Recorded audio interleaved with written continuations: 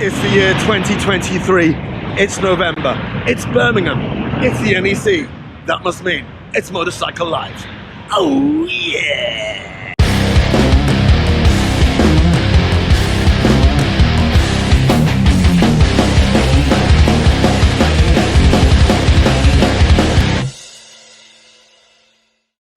So yes, we're all set up here again. You thought you could get rid of me, but no, for the fourth show in a row, I'm back again to talk absolute shite about bikes, pretend I know what I'm talking about. There's plenty of EVs, electric stuff. As you can see, there's a big electric test ride zone over there. If you want to hear about electric vehicles, go to feckin' mum's net, because I don't give a shite. Two exciting things I really want to see is the new CBR 600. New CBR 600 is back, baby. It's back. Also, the Ducati single, the Super Mono, I think it's called. It's not a bike. One cylinder, nearly 80 horsepower. And what else? I don't know. Listen, I'm already talking shit. I haven't even started yet. Do you know what? I'm just going to set the stand up and start talking about bikes. Enough about me. All right, chat later on. Bye-bye. So this is the latest bike from Suzuki, the GSX 8R. So following on from the GSX 8 last year, S8S, and the DE, the V-Strom 800. Now they've got the more sporty version, the XR, or the 8R. I don't know what to make of it. I don't know what to make of it. I've sat in it. Do you know what it reminds me of? I don't know if you can see me, if you can still see me there. Do you know what it reminds me of? It reminds me of a mid-90s ZZR 600. Do you know what the ZZRs were always different to the ZXRs? So that's what it kind of reminds me. But apparently the head of branding and marketing for Suzuki or something like that, he's well aware and has come out and said this bike is aiming for the mark of the Yamaha R7. But they've made it less sporty to give it a wider appeal. And you can kind of understand that because you can see here that there are spaces here to put in different bars, to put in a set of clip-ons, because if you just want to be on the road and just nice, spirited riding, this could fit you perfectly. But we all know what people are doing with the R7, with the RS660, although that is a sport bike anyway. But the whole Super Twin class is expanding. It's really, really competitive. And the R7s, what they're getting out of them, competitive with the Aprilia RS660s, is incredible with the whole GYTR catalogue. So my theory is that, yeah, this is all grand. They're providing the base package, because this is only £8,800, £8,899, and you got 83 horsepower. But I have a funny feeling there's a lot more to be made out of that engine with the exhaust. And as I can say, yeah, it's like they bolted these handlebars down, knowing that there's loads of space there for clip-ons. I think you're going to see these next year completely revamped and on the circuit. The 8S has come out in different colours, and they look great. They're much nicer. When I saw it last year, I was a little bit underwhelmed. I'm like, God, it looked better in pictures than it does in real life. But the new colours kind of liven it up now. Also, but what I want to get back to is the DE, is the V-Strom, because this looks awesome. Follow me, follow me. How bloody cool does this look? This looks awesome. This is the DE, the 800 DE. The V-Strom 800 DE, it is £10,699, and it's the same engine, but this just looks awesome. The DE is their extra, well, because I think the standard V-Strom starts off around £9 grand. I'll come back to that, I'll put it up on here. This one here, you got the spoked wheels, Showa forks. Is there an uprated fork? I don't know what I'm talking about here. It looks awesome. It looks cracking. Obviously that sticker kit doesn't come with it. It doesn't come standard, but I have one over the Tiger 900. Well, it's a few grand cheaper. I need to get some of these manufacturers to start giving me some more bikes here. I'm paying me all money to go test ride these bikes when I'm overseas. But yeah, looks great. Let's have a look at a few more. Come with me, come with me. So Suzuki is basically, the whole gamut of V-Stroms. We have a 650, which I didn't even know they made. It's £9 grand. It's $8,999 for a 650 XT. It is 71 horsepower. So that's a fair bit of money. And we have the 800 over here, which you're after speaking to. I think this is a base one. Oh no, that's the 650 as well. Jesus Christ. The 1050s with the whole price range. They're starting off about 10.5, and I see them there about 14.5. I don't know much about them. I think I said this at the last show, that I'm surprised that they're not more popular because they are great looking bikes. And for every review that you see, they're more than capable as well. But I don't know. Suzuki's been a bit of a funny one. I was kind of looking forward to seeing the 8R, but a bit underwhelming. Am I getting older? The highlight of the show is I'm looking at V-Strom's adventure bikes. What's gone wrong with me?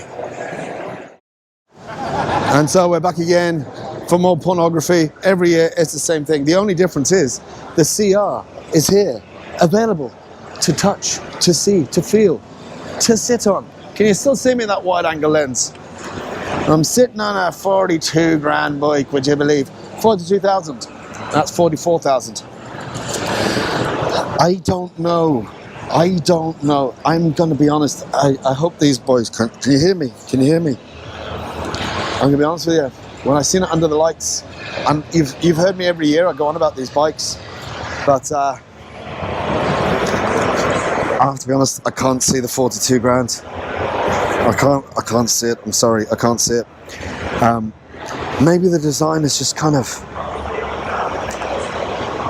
worn off me. Maybe, I don't know. I'm being. Is he asking me a question? I've no fucking idea. I don't know what I'm saying or what I'm going on. So anyway, that's the CR, the Cafe Racer, the SV. It's their own V4 engine now for the last couple of years. Yeah, I'll be honest with you, I'm turning away because the boys are behind me. I'm not feeling as horny as I used to. Is that bad? Sorry. I'm gonna walk away now. I'm gonna scurry away. Oh look, over there, there's a squirrel. There's a squirrel. So have you ever seen my review on the Yamaha Tenere 700? I think that was last year when I was in Rhodes in Greece. You will know that I absolutely adore this bike. It's one of my favorite bikes, one of the best bikes I've ever ridden, all-round bikes. And I mean that coming from a Panigale owner. Just had to let everyone know that I own a Panigale. Did I tell you I own a Panigale? Anyway, if I was to have one bike, if I was told I could only have one bike for the rest of my life, it'll probably be a Tenere 700 because I had so much crack on it. The thing is, there's now too many. There are too many Tenere 700s.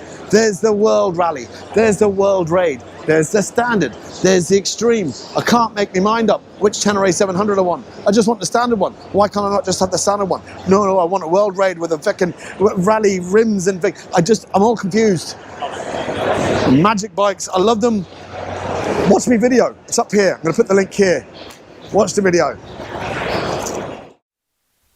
And this here, ladies and gentlemen, is when I realised I didn't have the microphone on. The batteries had died.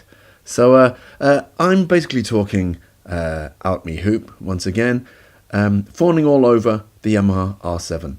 I'm saying that it's an amazing bike, that it's doing really, really well in the race championships, that people are modifying them to all levels of abilities with power and suspension mods and blah, blah, blah.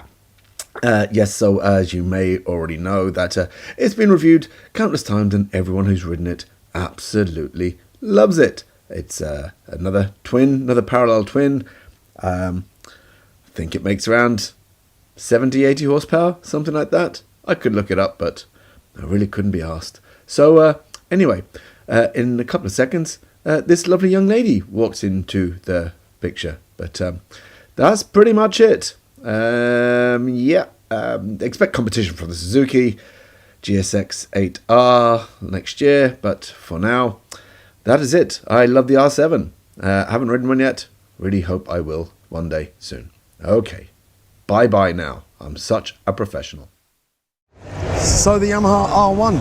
Hard to believe this thing is still going. There seems to be very, very quiet about the entire superbike market, the 200 horsepower club. Doesn't seem to be a huge amount of excitement about it. And the R1, there's no updates in a while. I mean, superbike market seems to be kind of dominated by Ducati and BMW. Is it my age that I'm more excited about the R7 than the R1? I mean, what's happening to me? I'm not that tingled about 200 horsepower anymore. What's gone wrong with me? But they're still amazing bikes. This looks fantastic. It's 25 grand or something, though. Yeah, 25 grand, 200 and something horsepower. Do we need the exact figure? No, 200 odd, we all know, but yeah, it still exists. If you're in the market and like the Yamaha, I'd get one over at Kawasaki. Suzuki don't even exist anymore. Honda, we'll come back to Honda. Yamaha, I'm so sorry, I forgot completely about this one. This is the XSR 900 GP. I better go check that. Of course it is. Why would I doubt myself? It's the XSR 900 GP. It's the same engine from the MT-09. 12.5 grand, but they are looking back to their 70s, 80s, the retro style. It looks gorgeous. The attention to detail is absolutely spot on. I love it. Modern dash, everything, modern components. They just kind of decided to delve deep into their back catalogue, the historical racing history, and come up with this beautiful, beautiful looking livery. And that's not cheap ass fiberglass. That hasn't been done up in the back of your shed. It's lovely. I just thought I'd give you a look at that one because I never forgot about it. All right, we're off now. Somewhere else. I don't know what I'm doing. I don't know. Bye. Bye. So Ducati, as everyone knows, I'm a Ducati man. I've had Ducatis for 20 years. Yawn. I still have the old Panigale S. I never bothered. Who gives a crap? V4R. 40, all right, 47,000 pounds. 47,000. You can get a standard version for a snip at 39,000. So 39 grand. Yeah, you can get this, but it will only have 217 horsepower. And how could you face the world with only 217 horsepower? You get stopped at every cafe you go to, and they'll say, "Oh, is that the one with 240 horsepower?" And you'll have to say, "No, because I didn't spend the extra 7,000 pounds for the exhaust system and the fancy oil to get the full 240. So you've no choice but spend the extra 7,000 pounds to make 47 pounds. But then you do get 237 horsepower, which you can't use anywhere because A, you don't have the skill, B, you'll be done, your points will be taken off, your license will be taken off you by the time you get out of first gear on the road, and on track, you'll be too fucking scared to actually ride the bloody thing. So it is a work of art, but it's for, I don't know, collectors. Ordinary people ain't gonna spend 47 grand on one. And yeah, if you do have the money for one and can take it on track, fair play to you. You got some balls on you, and can I be your best friend? There you go, 240 horsepower. So we're still with Ducati because I'm a sad, pathetic gobshite. This is the new Desert X Rally. We have the standard Desert X there, which I rode last year. If you saw my review video from last year, I rode it at the experience here. I admittedly wasn't that impressed. I think though, after looking into it, they had it on the extreme enduro mode, which meant that the ABS was I just couldn't ride the thing. Everyone who's ridden it on the road or was able to change the settings that suited them loved it a bit more. So I gave it the benefit of the doubt. This here is gorgeous. However, while that is 15 grand, this is 19,000 pounds. So that's a lot of money for, I don't know, paint job and some spoke wheels. I don't know. Listen, we have everything else. We've got the Multistrada V4 Grand Tour over there. It is gorgeous. It's gorgeous. I think it's about 22 grand, 22, 23 grand, which compared to Ducati prices, it's fairly good value. We have other bikes. You know what Ducati is. We have the Monster, there's the Scramblers, there's the V2. The V2 is a Troy Quarter edition though. What a moolah. 22 grand. I don't know what you're getting for that. But anyway, forgetting about everything else here. This is the one bike. This is the one Ducati I have been aching to see. And it is over there. Come with me. Come with me. Come with me. Come with me. This is my bike of the show. To hell with the 240 horsepower feckin' V4R. This is sheer lunacy.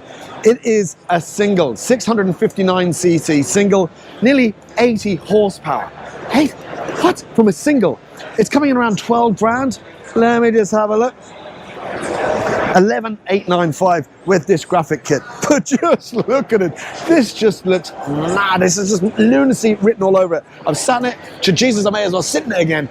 And it has hooligan written all over this thing. Now this has come with the slicks. Obviously that's for the show. But stick on a pair of Diablo Super Corsa SPs or SCs. Oh, Jesus, around Mondella. It just looks nuts.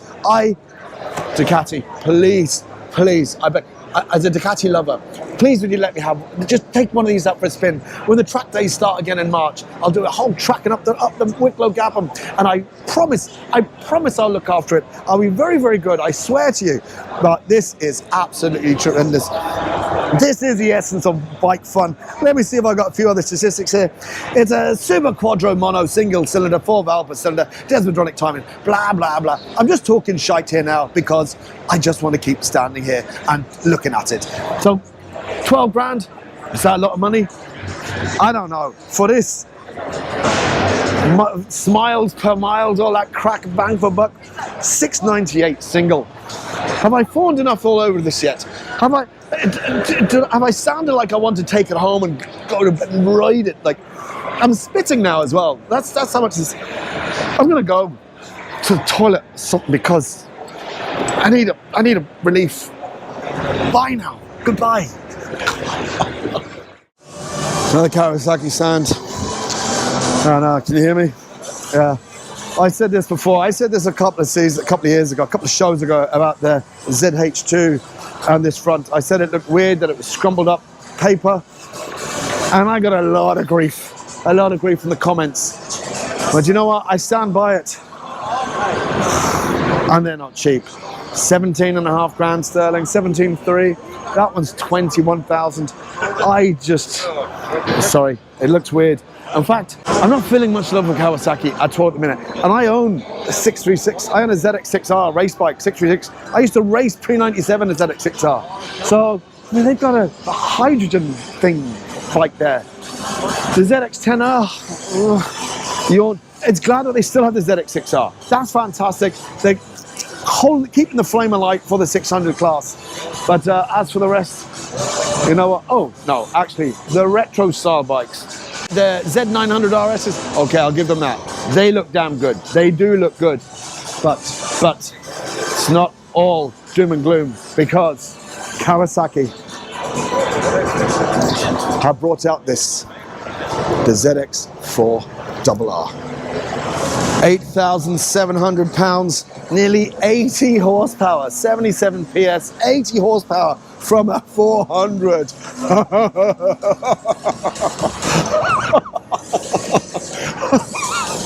Oh, what has gone wrong with me? I'm gone fucking weak over a single Ducati, a single cylinder, and this thing at 400, 80 horsepower. It weighs nothing. It weighs about the same size as a packet of Rancheros, an empty packet of Rancheros. With the ZX6R there, and I am glad it exists, because as I said, Super Sport is where it's all at, the 600 class. The ZX10 I don't really care about anymore. I'm really sorry. But this thing, Kawasaki has been saved by this. This is, to me, one of the stars of the show. It's going to be that Ducati Super Mono, Super Quadro, you know what I'm talking about, and the Honda CBR 600, which we're going to come back to now in a second. But this 80 horsepower, look, it is absolutely, this is going to be hilarious. I just stumbled there now. Does that mean, is this going to be, what does it weigh? Well, it says 189 kilos. That must be wet. It must be Japanese kilos. Because if this is Italian kilos, this would be 140 kilos. But, yeah, gorgeous. Kawasaki, you're still in the game. You're still in the game. Update the 600s. Keep out this. Stunning. Absolutely gorgeous. Okay, I just quickly had to come back into it. They got special, come back here, jump in here, these special editions of the ZX10RRs. Colours back to their old retro days, the ZX7R, ZXR 750, different colours. Forget all about that. 26,600. 27,000 pounds, 27 grand. Sorry, Kawasaki, but Jesus, you'd want to be some hell of a fanboy. I mean, they look good and all, but that's a lot of welly. Right, I'm off now. That's me done with Kawasaki today. The 400 is good, and these are lovely. The Z900 RSs. Have a look at them. They're gorgeous. They're gorgeous. They're gorgeous. Bye. Bye. Bye. Bye. Bye. Bye. So another stalwart of Motorcycle Live every single year is CCM, and once again, they don't fail to impress. Up until now, they always kind of did a series of bikes, like their Spitfire or the Black Diamond or some other names I keep forgetting. I know there's Spitfire. This year, as you can see, there's a lot more customization, colors in the tanks and the frames. That cherry red frame is absolutely gorgeous. But I mean, look at this tank. This is absolutely stunning. I just love the bikes. I don't know why. It is a bike on my list. Funny enough, I was speaking to a guy this morning, just when I was doing the experience on the Tiger, the Triumph Tiger. And he owns one. He owns a CCM Spitfire. Absolutely adores it. The only reason he wants to sell it or change it is because when his wife sits on the back, it's a little bit bumpy. Now it is only a 650. I think it's about 55 horsepower. I should know this because I say the same thing every year. Yeah, 600cc, but it's beautiful. The customization, you're having a one-of-a-kind bike. For bugger all money, they're a little bit more expensive than last year, but that's inflation. That's the entire world. I think they're starting off at maybe 11.5, 12 grand sterling. I could be wrong on that, but the sky's the limit after that. I mean, they have the titanium frame version, which I think is, God, I think it's in the 40s. But yeah, if you're going to start getting a one-of-a-kind bike now, getting the options of your own trim, your own color frame and tank, they're just beautiful. I really, really love them. And these type of bikes, these are the ones you're going to have the most fun in the real world. So yeah, CCM, one of my favorites. Every year I say the same thing, and I'm never disappointed every time I come here. Oh, cfmoto 800MT, we meet again. Because if you've seen any of my videos, you'll know I was the first person from the UK or Ireland to do a review on this bike nearly 2 years ago in Rhodes in Greece. I'm going to put the link here, or maybe there. But yes, I have ridden this bike extensively. I did about 240 kilometers on it, around the beautiful roads of Nice. I did have a couple of issues on it, very, very minor. I said this was an absolutely tremendous bike. It has a KTM 790 engine. It's about 95 horsepower, KYB suspension, electronic everything. It's got heated grips, heated seat, up and down quick shifter. It has everything. It's a stupendous value for money. A couple of things I did find out about it, which you'll see in the video. Go back, if you're serious about this bike, please watch my review video. The brakes were absolutely, they're J. Juan, they're a Spanish brand. They're owned by Brembo. This is all stuff that I learned 2 years ago, but they're not great. I wasn't a great fan of them at all, but if you watch the video, you'll see I was kind of riding it with a bit of passion, if you know what I mean, and it just wasn't up to it, which is a shame because the suspension and the engine definitely match up to the, could definitely handle it. The other thing, at the time, there was an issue with the mapping. And you'd hear that on the video, my review video. It just was cutting. It was a bit annoying. Now, I have since heard that CFmoto have remapped it. They fixed that element of it. It wasn't a deal breaker. Just someone else could have remapped it anyway. Your favorite rolling road would have sorted it out, but that was a problem. Silly little bits and pieces like the side stand. The side stand is criminally vertical. I mean, if this is on a slant, this thing is going to fall on its hole or in its nose or whatever, you know what I'm saying. But other than that, this is ridiculous price. Now it's priced at 9.2. At the time, nearly 2 years ago, there was no prices for it because it wasn't on sale in the UK or Ireland at the time. They were estimating it to be around 9,995, around 9.8 to 9,995, which even back then was a tremendous amount. That was a tremendous value. But then when they did come out last year, summer of last year, they were coming in at like 11.5. And I had to update the description on my YouTube video saying, no. Under 10 grand, it was great value. At 11.5, no. Now you're veering into Tiger and GS 900 value. But now it's down to 9,200. And from what I'm after hearing, you can get this bike 8.5. 8.5. I'm telling you now, at 9.2. This is one of the best deals of the show. And I'm serious, I did nearly half an hour video on this, up here again. I rode hundreds of kilometers on it on some of the twistiest roads on the planet. Beautiful roads. I rode the absolute bejesus out of this thing. And I can tell you now, apart from those minor bits and pieces, it was great value at under 10 grand. At 8.5, that's insane. It's utterly insane. There's just too much. CFmoto, my word. I don't know what to say. Watch my video, watch my review video. I'm gonna be slobbering on shite all day on this. So just another quick video on the other models in the CFmoto range because, I mean, look at this. It's a 450. It is a 450. Only makes about 50 horsepower. About 50 horsepower. This is a little bit reduced. There's a 350 over there. This is a 300, making 28 horsepower. I mean, if these bikes are anything like this, the 800 MT I rode a year and a half ago, nearly 2 years ago, these are going to be superb. But this looks up. This could be a little like, you know, cheeky contender against the ZX4RR, the Kawasaki. It is a price. Have a price here? 5,600, whereas that Kawasaki is a little bit more expensive. Now the Kawasaki, okay, it's a different market. Kawasaki makes 80 horsepower compared to this, but this is a lovely little bike. My God, if you're A2, if you're a learner license, learner legal, 5.5 grand, what else are you going to get for the money? Well, I mean, who cares if it's made in China? Everything's made in China. We love China. I love Chinese food anyway. KTM. We have a problem with KTM. There's too many models. Too many frickin' models. 390s, 490s, 790s, 890s, 990s, 1290s. Come on, KTM. And then we have adventure bikes. We have naked bikes. We have frickin'... I don't even know what... I can't keep up. I can't keep up. They're a great brand. I love KTMs. I own an old 990. And then we have the new 990. Now, I've got to admit though, the front is a bit challenging. We're kind of like looking at, is this like Predator or something, or fucking Aliens or something like that? Now, to sit on it, now, as I said, my one's at a 08. It feels very similar to my old one. I don't know what to say. It does look challenging. I might stick with my own. It only cost me bugger all. But there are too many. This is an all-new model. It's about 120 horsepower. I thought mine made about 120 horsepower. But the rest of them, there's loads. I can't even keep up with the brand anymore. The 790s and the 890s, I think I've always just said so many times that for me they're an ideal bike for our roads, like up in the Wicklow Gap, or if you're living in the Canaries, it'd be like a 790, maybe an 890 at a push. The 990 though, compared to mine, like mine's a bit unwieldy.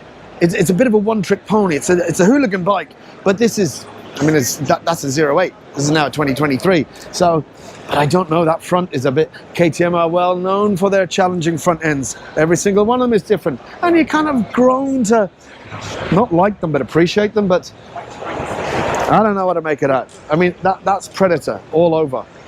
So KTM, you have the 1190s, you have the 1290s, the Adventures. Mate of mine, Jonathan, has the Super Evo, the Super Duke 1290R Evo, and it is a work of art. It's absolutely beautiful. I rode it last year. It is a hooligan bike. I don't really know what more I can say about KTM. They just keep out-niching every other niche. There's nothing really much new apart from that, and that just looks a bit weird. The big adventure bikes, they're all down to like your own personal taste, really. If you're a Ducati man, you're going to go multistrada. If you're KTM, you're going to go for a super adventure. If you're a Triumph man, you're going to go for a Tiger.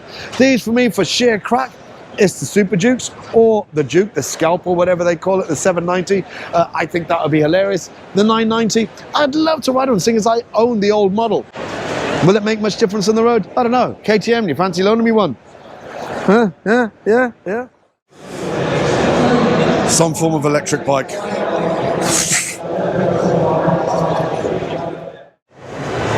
So here we have, what the